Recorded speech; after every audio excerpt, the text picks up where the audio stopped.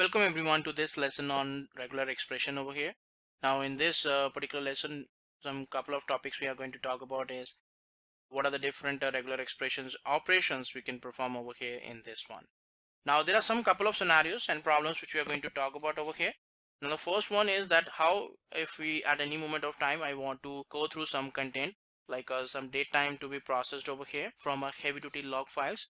So how I want to get that particular attribute, because in the log files I may be having a huge amount of content here. So how I can go for that particular processing.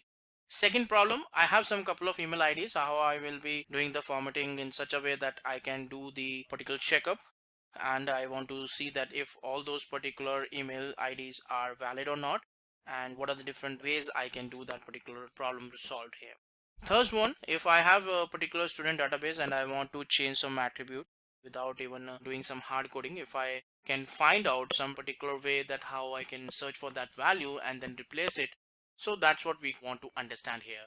So these are some couple of problems which is available there and which we want to resolve. And the only solution for these problems is the regular expressions. Now regular expression is something which will help us to search, to modify and manipulate strings.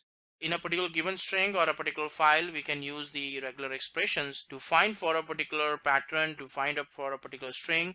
Once it is find out, we will be able to replace it, or we will be able to do any kind of file operations.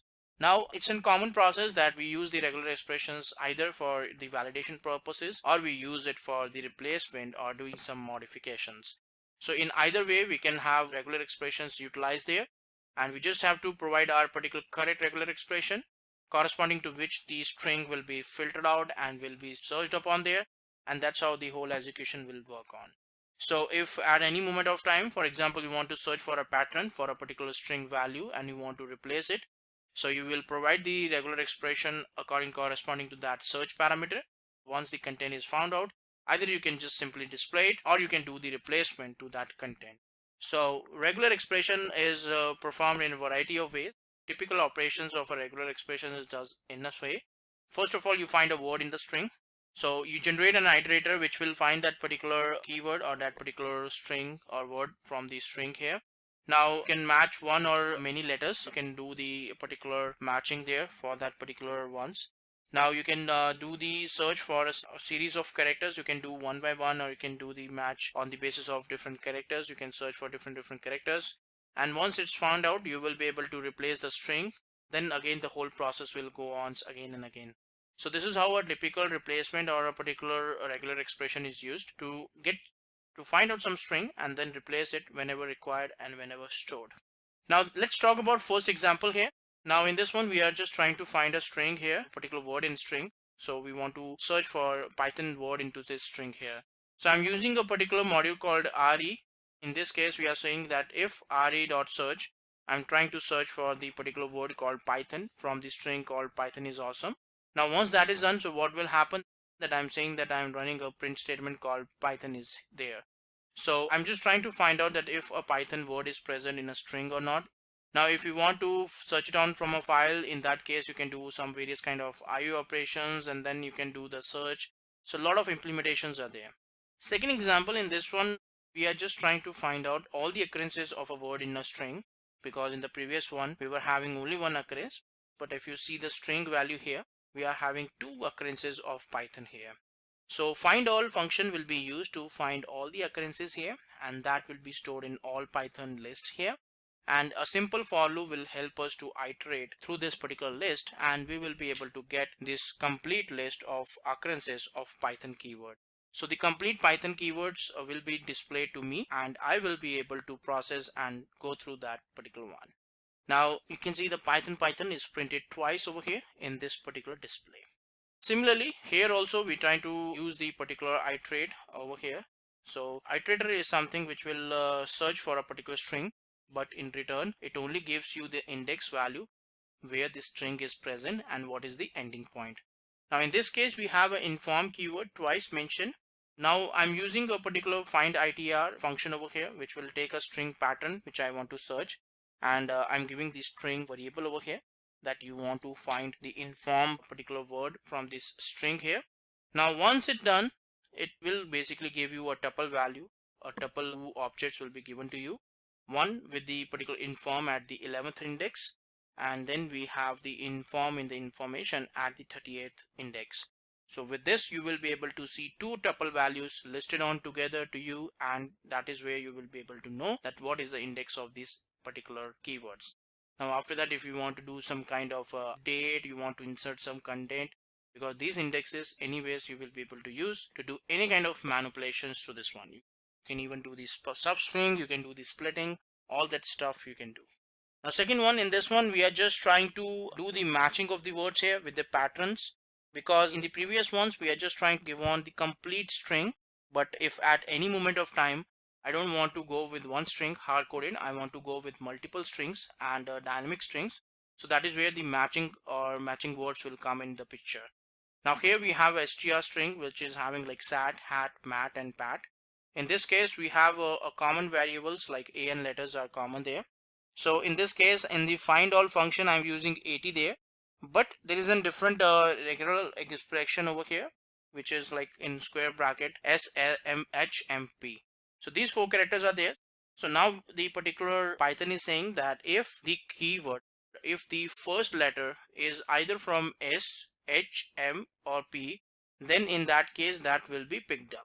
Now as you can see, the capital S is present there, which is not correct because capital S is not fulfilling this particular matching over here. And that is the reason when I'm trying to do a for loop over here, you will be able to see that it will not be printed over here in this one, and instead of first value all the other values will be simply printed. So you can give multiple values or multiple matching patterns also there if you feel that you want to search for multiple values in this one. You can also give the range of the characters also, because at the moment of time you may not be able to see that if we will be able to go through the different matchings over here. Now in this case I'm saying that if the character should lie between the H and M, so that also I'm going to pick up. So hat and mat is picked up there, but we can also use the caret on the right hand side, a symbol which will do the reverse of this one. In this case, if a character which is not present between H and M will be picked up and it will be given back to you. So you can see that the sat and pat will be displayed and hat and mat will not be displayed here. So you can give the matching series also at any moment of time if you feel that you cannot simply hard code over here that what are the different characters should be, because you cannot simply say like A, B, C, D, all these characters till Z in the regular expression. So you can say like A hyphen Z, that whatever the characters present between the A and Z should be picked up and should be validated. So this is how the regular expression works and how the matching of series of range of characters really work here. Now here in this one also we are trying to work with the substitute here. So we are primarily using two functions here called compile and substitute here. Now compile is something which will take up the particular exact keyword which needs to be replaced. Now in this case I'm using a regular expression like square bracket R. So I'm only going for one parameter called rat. If I want to have like H and R both done, so I could have done like HR printed into there, but I just want to have the RAT rat only to be picked up. So that's why I'm just using that pattern. Now then we can use this substitute button, substitute function, where we can say that I want to replace this whole string rat with the food here. Now there is only one occurrence of rat here, but if it could be like multiple occurrences, all those things will be replaced with the food over here. So in the final one you will be able to see the rat is being replaced with food in that one. So this is how the substitute really happens and substitute works over here in this one. Now this is again some couple of examples which we will go through in the demo file, that how this particular operations really happens. So we will go through there. We already have these ones in there and we will try to understand it once again, that how it really happens in that part. Now regular expressions use case. So we can use the phone number verifications in case using the regular expressions. Now the phone number verification rules is that there are like start with 3 digits and then hyphen is there. Then again we have 3 digits, then again hyphen is there, and the last one is having the 4 digits. So in this one we are going to have the particular pattern, the regular expressions done in such a way. So you can see that we are using the particular range here called 0 to 9. So numbers can be 0 to 9. Then we are going for exact 3 numbers. Then again we are going for 0 to 9, and then again 3 numbers as an exact 3 digits there. And then we are again going for 0 to 9 digits, and then we are going for 4 digits there. So this is how we will be able to see that how we can search for a particular number. With this one, what is happening that we will be able to see that how the different numbers or different ranges are being done here, and we will be able to identify the validity of this phone number. So this will surely help us to identify that whether this number is completely valid or it's not valid here. Similarly, email IDs can also be verified over here.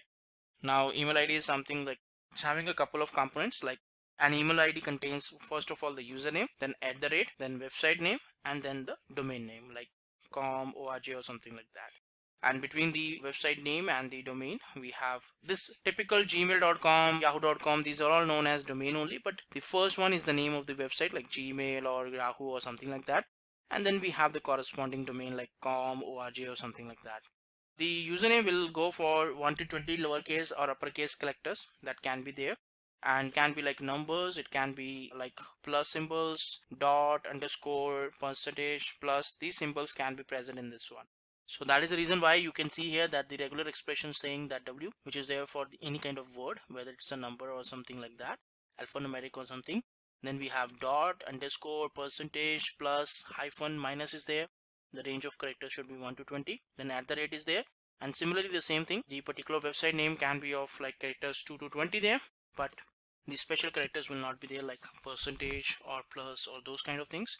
Hyphen can be there in the particular website name, that's for sure, we can use that. And then after that we have com, and then we have letters, and the range will be 2 to 3. So this is how you will be able to identify whether the email which you are using is valid or not. So let's go to the Jupyter over here and try to understand that how exactly this whole demo goes on there. So this is the demo file here. So let's execute the particular different programs one by one.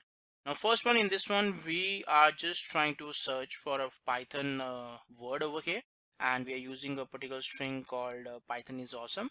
Now if somehow the Python word is being printed or we are able to find it, so that is where we will be able to see a particular print statement executed.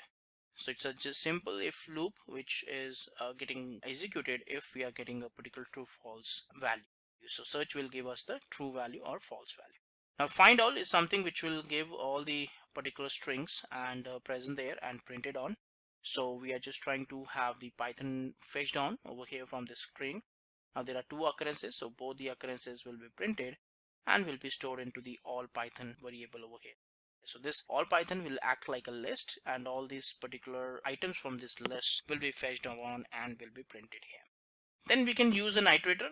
Now iterator is something which is used because it uses to fetch all the occurrences of a particular word from the string here. Now we have a string called str called we need to inform him with the latest information. Now in this one we have two occurrences of inform, like inform present over here and the partial keyword over here in the information. Now this find iteration is something which will help us to get the indexes, so that we will be able to find out what is the starting and the end point of these particular keywords here. So as you can do, we can see here that we are able to see two values, like we are able to see like 11 and 18 is there. Then we have like 38 to 45 available here. So all these details are available and we can simply make use and we can constitute on that. Next we have the occurrences like the particular matching keywords here. So as you can see here that we are using like SAT, HAT, MAT and PAT there. So these are the keywords which we are using here. Now if we use find all keywords over here, now in this case what happens that we are using the pattern like SHMP. Any word from these four values should be picked up. The second, third value should be 80 there. Now all the occurrences of this kind of pattern will be stored in the all str here, and when I'm trying to do a print statement for loop on this one, I will be able to see like HAT, MAT and PAT printed on all together. So this is how the overall execution really helps, and we will be able to get the print done here. Now this SAT did not get printed because it's using a capital S over here, but our pattern is showing lowercase s here. Similarly, we can also use the range here. So if at any moment of time we want to use the range, so I'm saying that H and M should be there. So any character between H and M should be picked up.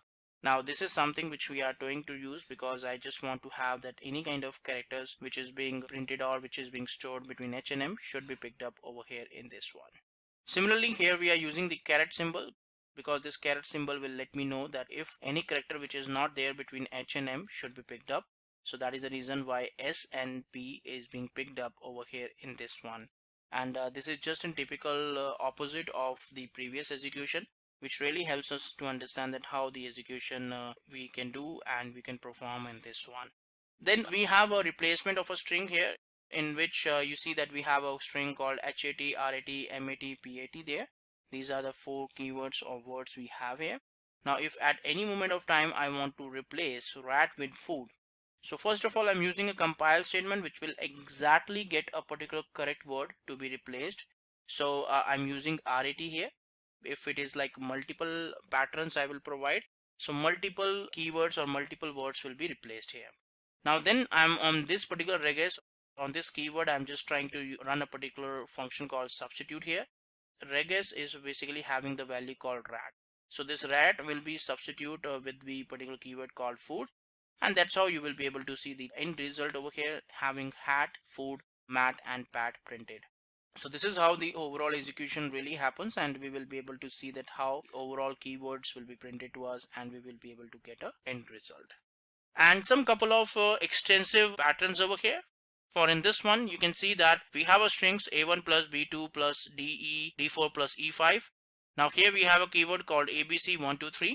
So what is really happening here is that the star symbol is getting replaced for A1 and B2. So this is where the star symbol is getting replaced.